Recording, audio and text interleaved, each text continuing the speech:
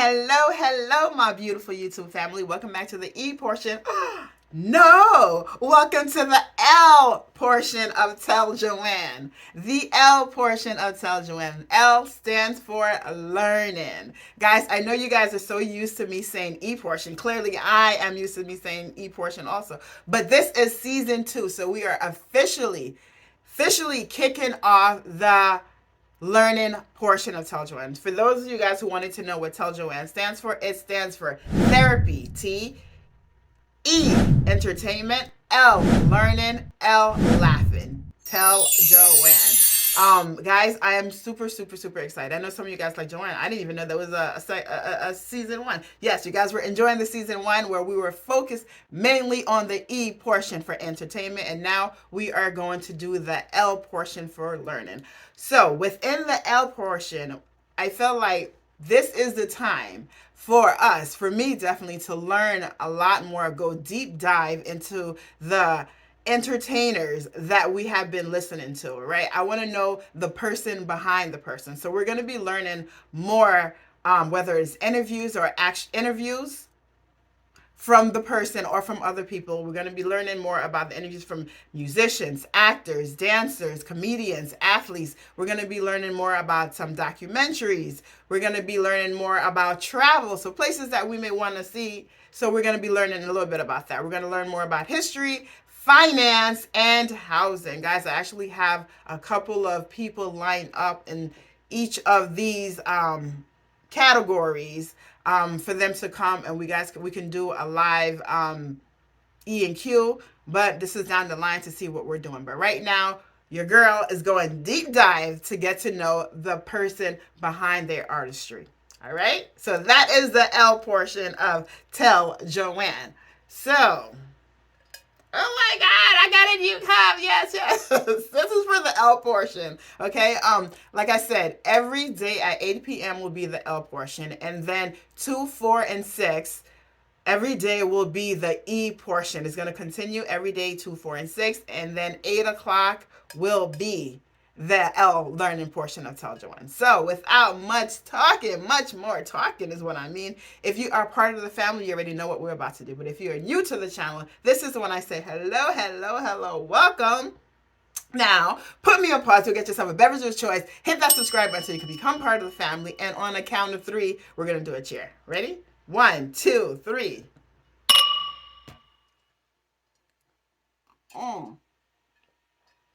Guys, I'm so excited. So, just for you guys to know, the next few videos, maybe the next few weeks, I will have the same intro, so you can skip it if you want. And then I'm going to start right into the L learning portion. And let's go right now. We are officially going to start off the L portion of T.E.L.L. Joanne via a Ko-fi request by Terry C. So Terry, before anything, I want to say thank you so much for your patience.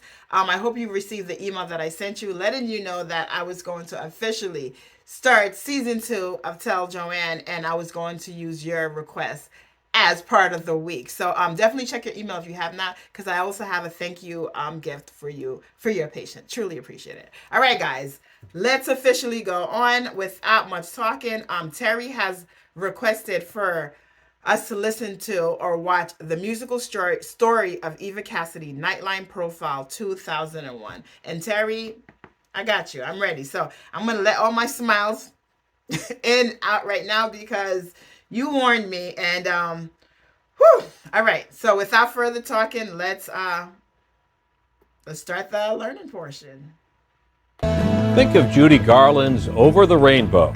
The Recording Industry Association named it the #1 song of the 20th century. Since Judy Garland first sang it in The Wizard of Oz, the Oscar-winning classic has been identified with her and her alone. Until now. For the last year or so, radio stations in England have played another version of the song. This spring, the album hit #1 on the British pop charts. The artist is an American singer who died in obscurity nearly 5 years ago. She performed at small clubs and sold tapes of her music from the trunk of her car. Her name is Eva Cassidy. She was painfully shy, not at all glamorous, and much to the frustration of record company executives, impossible to pigeonhole. Pop tunes, blues, jazz, gospel, she sang whatever moved her. In an era of brightly packaged stars, think Britney Spears, Eva Cassidy was the polar opposite. Indeed, she never knew fame. That is coming only now, years after she died in the prime of her life. And her version of Over the Rainbow, see if it doesn't give you goosebumps. For my colleague Dave Marish, Nightline's resident. I'm going to pause for a second. First of all, I did not know that she had such an array of genres in music, so I'm very excited to dive into it as well. That's crazy that, excuse me, that everything happened after she passed away. So she did not know how much she is loved. Wow. Wow. Okay. Let me go back a little bit. Is coming only now, years after she died in the prime of her life. And her version of Over the Rainbow, see if it doesn't give you goosebumps. For my colleague Dave Marish, Nightline's resident jazz and blues enthusiast, putting together the Eva Cassidy story has been a labor of love.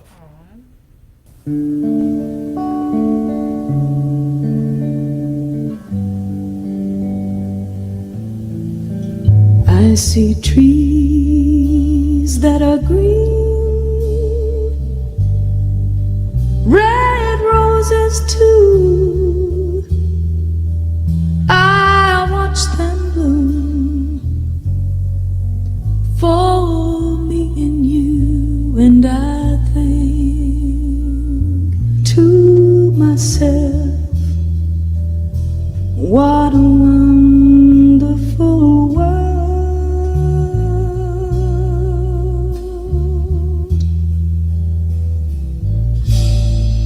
Eva Cassidy left this world in November 1996, leaving behind a small group of fans in the Washington, D.C. area and 2 locally produced CDs.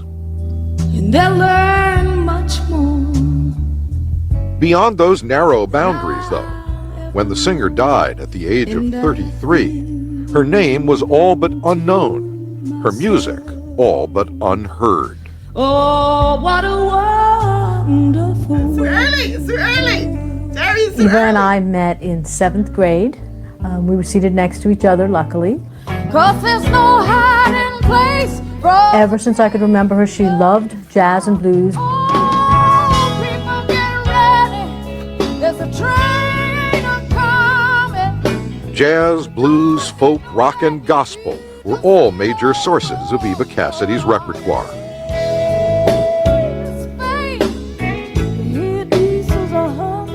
But so were classic laments and ballads from American popular music, one song above all. Somewhere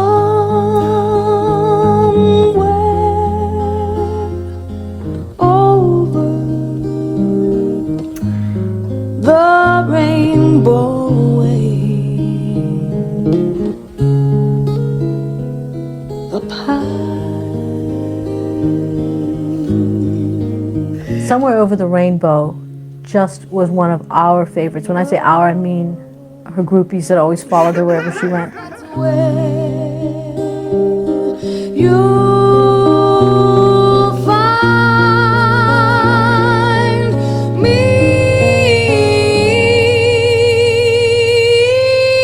She would nail those notes. She sang it so beautifully. There were always tears in the eyes of the audience. I can imagine. The rainbow. So it was to be, almost 2 years after her death. In a country an ocean away from her home, that Over the Rainbow moved Eva Cassidy from obscurity to the spotlight. A friend of mine brought the record to me in the office. Paul Walters is a producer for a popular morning show on the BBC's Radio 2. I thought, oh, fine, okay, put it in the pile. I'll get to it later. And he said, no, I'd like you to listen to it now. So I had a listen to it, and I was absolutely stunned. Suddenly there was a song that and a voice that stood out a million miles above all the rest. Stopped me in my tracks. I thought, I've got to play this. We've got to have this in the programme. It's the wonderful Eva Cassidy, and Paulie Walters gets a great deal of the credit for discovering her enormous talent. Terry Wogan is Radio 2's morning star. He played Eva Cassidy's recording of Over the Rainbow unheard on Paul Walters' Say So.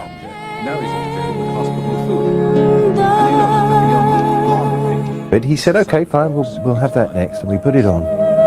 And he was absolutely amazed as well, stunned.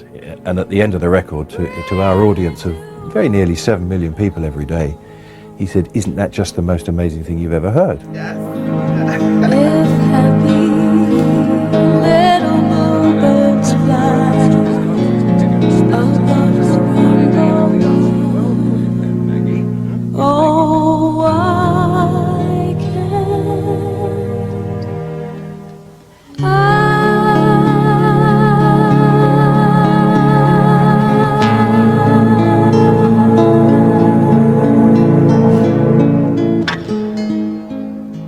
The first time I heard Eva Cassidy was, like a lot of people in this country, I think, through the Terry Wogan show on Radio 2. The best in pop and rock from the last... Mark Hagan produces BBC Television's weekly music show, Top of the Pops 2.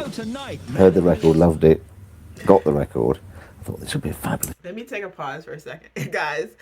The tears is coming. Like, I'm hearing the interview and everything, but the tears is coming because they are doing it and they are pulling my heartstring. Like, they have her amazing voice in the background. I don't even know. For me, it's just something about her voice that touches something inside of me, and it's just, it gets me over here. It gets me over here. Like, I'm listening to it, and then, of course, I'm trying not to think ahead or whatever it is, but just like knowing that how her voice is just how it's touching me, and this is how it touches so many people. And she never had the chance to know that the world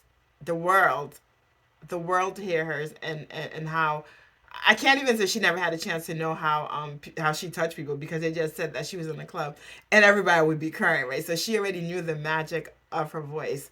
But it's just so amazing, like, at 30 years old, man, I'm gonna stop talking. I'm just gonna watch this. I'm gonna say, Terry, thank you so much for the warning. All right. Whew. Get it together, Joanne. All right, let's go. Let me go back a little bit. All right, let's go. The first time I heard Eva Cassidy was, like a lot of people in this country, I think, through the Terry Wogan show on Radio 2. The best in pop and rock from the last... Mark Hagan produces BBC Television's weekly music show, Top of the Pops 2. Heard the record, loved it, got the record. I thought, this would be a fabulous person to show on television. Unfortunately, Hagan thought, there is no videotape of Eva. Until almost 2 years later, he found and broadcast this homemade video of Eva singing Over the Rainbow at Washington's Blues Alley. We put it on the programme on the 13th of December, I think it was, in 2000. And as soon as the programme came off air, the switchboard was jammed, and this went on and on and on.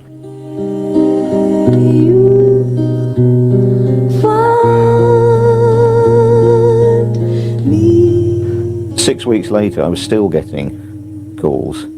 I thought, well, perhaps I should show it again. I wish upon a star. So I put it on Top of the Pops 2 again, the same reaction again, but even more so. And that's still going on today. This spring, Eva Cassidy's CD Songbird with Over the Rainbow on it was the #1 selling popular album in the United Kingdom. For several weeks, Eva had as many as 5 CDs listed in the British Top 150 for pop albums, an achievement of Beatles or Rolling Stones proportions. As her rediscovery has bounced back to the American side of the Atlantic, CD sales here have taken off. Songbird has passed 200,000, and Eva's total U.S. CD sales are close to 500,000. She was afraid then what fame would do to her. She was really kind of afraid of it. And I have to kind of laugh, because this is the way I think Eva would have loved it. Everybody else does the talking for her. All she does is sing. Cooking with the big gas. That's a moment of pause right there. Okay. That feels good based on what I just said and how I'm feeling. I feel good to hear that. That feels amazing to hear that. So, in a way that to hear the story that this may have happened the way that she wanted it, right? Not that nobody wants to die, but in a way that she doesn't have to be there and experience fame and all the drama that comes with it, but yet her music gets to speak for itself, right? People get to enjoy her music, get to enjoy her, and she gets to live through her music, right? That's an amazing way for your story to be remembered. That is an amazing way for your story to be remembered. And then thank you. Thank you for that. All right, let me go back a little bit. Close to 500,000. She was afraid then what fame would do to her. She was really kind of afraid of it. And I have to kind of laugh because this is the way I think Eva would have loved it. Everybody else does the talking for her. All she does is sing. Cooking with the big gas flame. Hey! Thank you, Marion. It's true. Eva was afraid to get on stage, and she knew she needed to improve her ability, her shyness, her assertiveness, her stage presence, and she knew she needed to do some solo gigs. People get ready, there's a train coming. Eva was soon singing regularly in small clubs, thinking about recording, which is what took her to the studio run by Chris Biondo. And even there, Eva was at first mic shy. She wouldn't come in, and she just kind of stood in the shadows, and I thought there was something wrong with her, that she wasn't, you know, a singer, just somebody was coming by to, you know, try to sing. And she went in and just blew me away right away. Everything she sang from the minute I turned on the mic to when she left was amazing.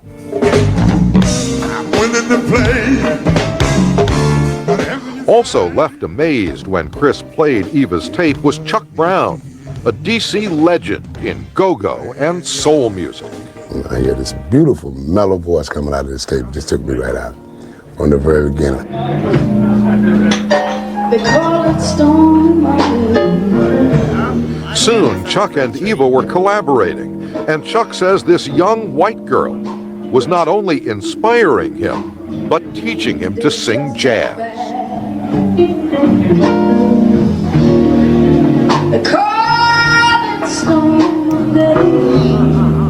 We talked and made arrangements to start doing something. We picked a few tunes. She was very, very stylistic in her own way, and very precise on her tone and her melody. Very melodic, the way she strays away from the melody, comes back to it. And all of this just fascinated me, you know. Of course, I never tried to do none of that. Shy Eva loved singing with Chuck. She could hide behind his showmanship on stage and ride behind his reputation to bigger and better bookings, like Washington's venerated jazz club, Blues Alley. Let's give a big Blues Alley welcome to Miss Eva Cassidy. The club has been here almost 40 years, and we've been blessed with hearing almost all the great names in jazz, the singers, over the years. A lot of the staff has been here a long time, so they're not easily swayed. Heaven, I'm in heaven. The first night, first song, when she started singing, I noticed the staff all stopping in their tracks and looking at the stage and looking at one another. And we both, all of us thought at that time, wow, this is something. When we're out together, dancing cheek to cheek. Oh, heaven. With Eva now. I almost feel like I'm cheating over here. I'm getting a sample of her songs. Oh my God, her voice, everything I'm hearing right now. I just feel like after this, I just want to sit there and just listen to her, and I might just do that. Like, my ears are so happy with what I'm hearing right now, in her voice. And then I'm just really, really glad to the way that this documentary is not done yet, but the way that it is, starting out, it makes my heart happy to know that, you know, while she was a shy person and she didn't necessarily want the spotlight, and it happened almost not it's weird to say that it happened on her term, but it does happen in the sense that she got to be her. She got to do it the way that she wanted to do it while she was alive. And when she passed away, her music continued to live on. Everybody continues to see and hear her the way that she wanted, without producers or the public or anyone changing her, you know what I mean, or making her towards their image, right? Because that's something that we know. Like a lot of musicians, and even some of the musicians that I know, it's like you start out doing the thing that you want to do because you love it and how you love it, and then you start to get famous. People start to know you, and then they start to put you in that little pigeonhole, and all of a sudden they start to box you and label you, and you find that you're not doing what you love, what you wanted to come out, and you're doing what the mass wants you to do, right? So it's amazing to know that she went out doing what she loved to do it, how she loved to do it. And even though it's like she was doing covers, but she took those covers and she made it on her own. I don't know. I'm going to wait for the rest of the documentary to see if she wrote any songs of her own, but everything that she did, like she like the guy is saying, like she takes the melody and she goes in and out, and she makes it something new. She makes it her own. So that makes me very, very happy to hear. Thank you very much, Terry, for sharing this with me so far. So let me just go back a little more. The first night, first song, when she started singing, I noticed the staff all stopping in their tracks and looking at the stage and looking at one another. And we both, all of us thought at that time, wow, this is something. When we're out together, dancing cheek to cheek. Oh, heaven. With Eva now on the pop charts in the UK and popping up in People and other major magazines and on network TV in the States, Ralph Camilli remembers the girl with no stage patter, no stage presence, who dressed like she was going for a hike. I'm sure if she were alive and having this notoriety now, we'd be joking right here at this table about how she would be driving the execs crazy about, move a little more, Eva. Why don't you wear this, Eva? I mean, she wasn't that way and wouldn't have been that way. And I don't know that they would have known what to make of her. Among the fields of barley, you can tell the sun in his jealous sky. When we walked in fields of gold. Her voice, y'all. So I say, you listen to the music, you look at the pictures, you get the feeling of just, lighter than air and more delicate than chiffon. Not the complete picture. Just the opposite. She was tough, very tough. Tough in her mind and tough in her body. She worked for years at a nursery and was extraordinarily strong. Will you stay with me? Eva applied all that toughness and all that stubbornness when it came to selecting her song list, says her pianist, Lenny Williams. I know she had to emotionally connect with the lyrics to sing the song. That was a prerequisite. I mean, she had to like it musically, but a lot of times the message of the song, the lyrics, was the make or break thing. If she didn't really connect with it, she wasn't going to do it. That Eva enjoyed and insisted on singing.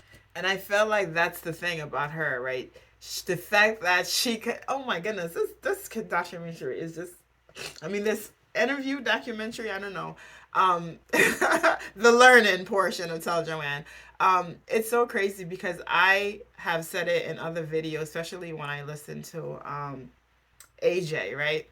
And I say that some people, like, there are singers who have amazing voice. They can sing. Their voice is amazing. But I feel like for me, it's people who connect with their music, right? They connect with what they're saying and they bring that emotion out of you. So it's interesting to hear that, she picks with songs that she connects, because the fact that she can connect it, she sings it wholeheartedly. And I can't talk for other people, but for me, when I hear these songs, like when I cry to these songs, it's because the message, the voice, but the way that they sing the song, the way that they connect it, and the way that it goes through my body, my soul, every cell in my, everything in me. And for whatever reason, her voice, when she sings, it does that for me as well. There's a handful of artists that does that for me. And she is one that it just really, really does that for me. So I do thank Ron for first introducing me to her. And like I said, if I love someone, if I like someone, I will definitely go down that rabbit hole, whether it is in front of T.E.L.L, Joanne, or on my own personal time, just because it's just like their voice do something. And I feel like it seems for me, her voice is like when I'm feeling a certain way, you know, you know how, and I don't know if you guys experience it sometimes or not, but sometimes my friends and I had talked, and sometimes we're just like, I just need a good cry. I just need a good cry. Just because we have so much emotions inside of us. It's just so much stress, so many things that we just kept in because we just have to keep on trucking, right? We just have to keep on going. We just don't want to break down. And I feel like with her music, and there's a selected few people that with my little feels playlist, like I listen to them and I allow myself to just break. You know what I mean? Just allow myself to just break. And so I haven't ventured off to her music besides the two that I had played, but I will most definitely I think this week I'm gonna probably do a week of her music. We'll see. But before I officially stop the rabbit hole. Woo! But I'm not sure what time when this video will be playing. Like I said, I don't know when this video will be playing because I am going to play it with a segment of the L portion. So I'm gonna stop talking. I'm gonna continue listening. But part of me talking is so I don't cry, so I can hold my composure. All right, let me go back. Let's go back. Really strong. Will you stay with me? Eva applied all that toughness and all that stubbornness when it came to selecting her song list, says her pianist, Lenny Williams. I know she had to emotionally connect with the lyrics to sing the song. That was a prerequisite. I mean, she had to like it musically, but a lot of times the message of the song, the lyrics, was the make or break thing. If she didn't really connect with it, she wasn't going to do it. That Eva enjoyed and insisted on singing jazz and pop, folk, and gospel songs drove record companies crazy. Oh, Lord, oh, do you remember me? This guy, I can't even remember the record company he came from. He came down and sat there and watched her sing and looked at her and said, what do you want to do? And she looked at him and said, pretty much anything. He goes, well, what do you want to do? Tell me the kind of, the style you want to go for. And she goes, pretty much anything but that pop crap. So we never heard from him again.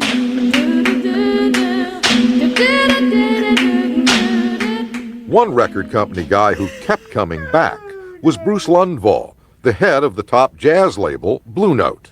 I got a call from a fellow, so he brought her to my office, but he didn't have anything to play, so she stood in the middle of the room and sang Amazing Grace. And it was just chilling. Amazing was the right word. Oh my Lord. And I said, oh my God, what a voice, what an extraordinary voice, And that was the beginning. Lundvall tried pairing Eva with a Philadelphia band, Pieces of a Dream, but the music didn't work. So he asked Eva, what are the songs that work for you? That's right. They were all over the place. There was a gospel piece, there was a country song, there was a standard, Over the Rainbow, etc. I said, well, the voice is just spectacular. But we're a jazz label. Had she been willing to make just a jazz record, we would have done it probably right away without question. But that wasn't her nature. Blue Note decided not to offer Eva Cassidy a contract. That I made a mistake, and a serious one, because she was a great, great talent. Lundvall had little time to realize his error. In the spring of 1996, just months after her Blues Alley date had been turned into a CD, Eva started walking with a cane because of persistent pain in her hip. The cause was cancer. She was given just months to live. Bruce Lundvall heard the bad news and called. Her mom let me speak to her. And I asked her to forgive me for not signing her. And I couldn't hold it. I couldn't contain myself. It was one of the most difficult moments I've ever had. And she said, no, it's okay. We were together. Eva's friends threw a benefit for her at a club called the Bayou. Her parents, Barbara and Hugh, remember Eva rising to the occasion. She saw all these people and, they had come out to see her, and she was just totally amazed that they would all show up, all of her good friends, and so many people donated their services and their talents. And then the honoree moved to the microphone.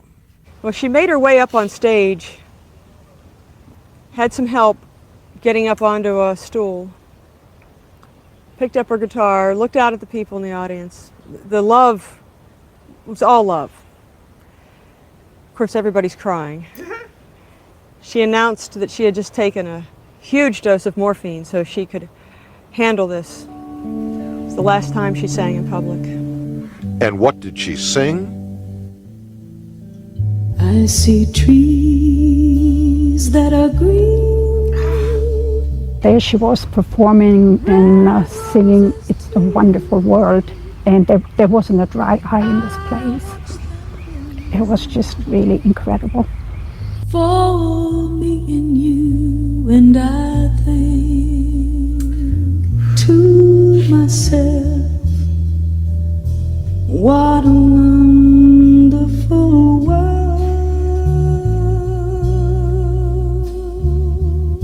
It was more than the medicine that got her up there. I mean, she was very high on getting up there and doing the tete-a-tete with the audience and singing that song. But they're really saying, I love you. 6 weeks later, she was dead.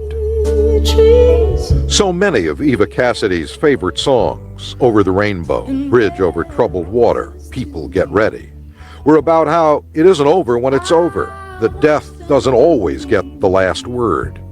It turns out that wasn't just her songs, it was her story. And I think to myself, what a wonderful world.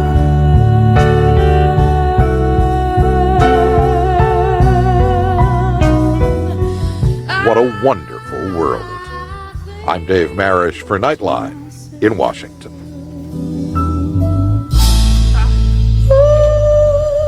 What a wonderful world.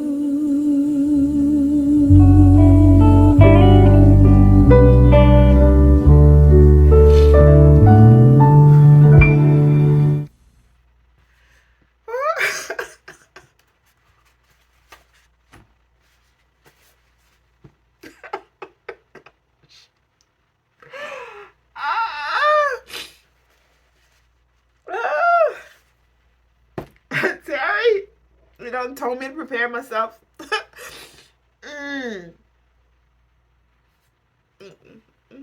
To Eva.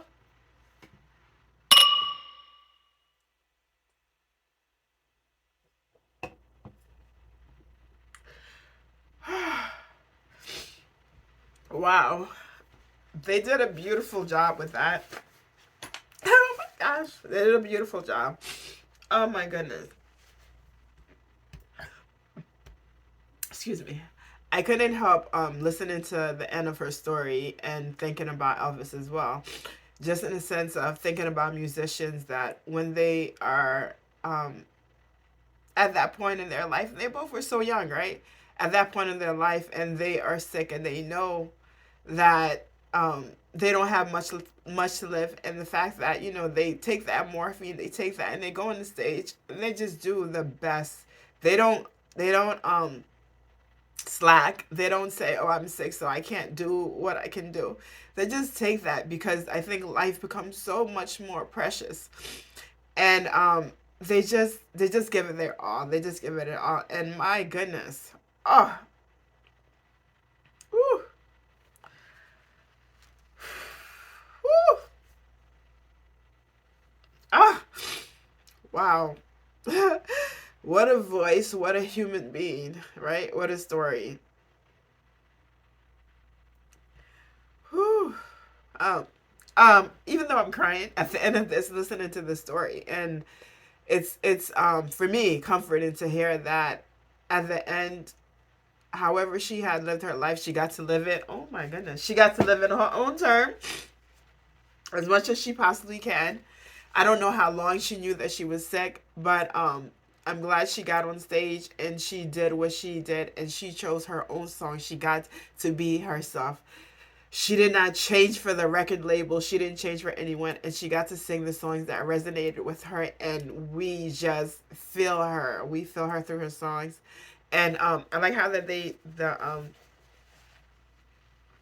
narrator said that the songs that she picks is just kind of like a song to say that death is not the end, right? That you continue to live after death. We do it. We continue to live after death through the people that we love, the stories that they tell about us, right? The songs that we sing, right? And it's interesting that we got to know her after she passed away, but she felt the love. She felt it with her friends and people that loved her, and even her audience, right? Can you imagine being on the stage and just seeing everybody just crying because your voice is so absolutely amazing? So she knows what the legacy that she left behind, and I think she was fine knowing that even if it was one or two people that she touched, but I'm sure she had no idea that she touched the world, and she certainly did. So I definitely have to mentally prepare myself to listen to the rest of her record, because the samples of her songs got me this way, right? And just listening to her story, just her amazing voice. So, yeah, guys, get ready for a week of Eva. I don't know when I'm gonna play it, but maybe I'll do it whenever I finally release the season 2 out. Woo! Terry. Okay. Yeah, I think that's going to be the only learning thing that I had to put it in my mind that I was going to do 2 today, but I think that I'm going to only do this one just because, yeah, I need to sit and settle with my emotion and settle with Eva Cassidy. Her voice is just absolutely amazing. Her story is inspiring. She is absolutely inspiring. On that note, I'm going to see you guys tomorrow at 8 o'clock on the L portion of Tell Joanne.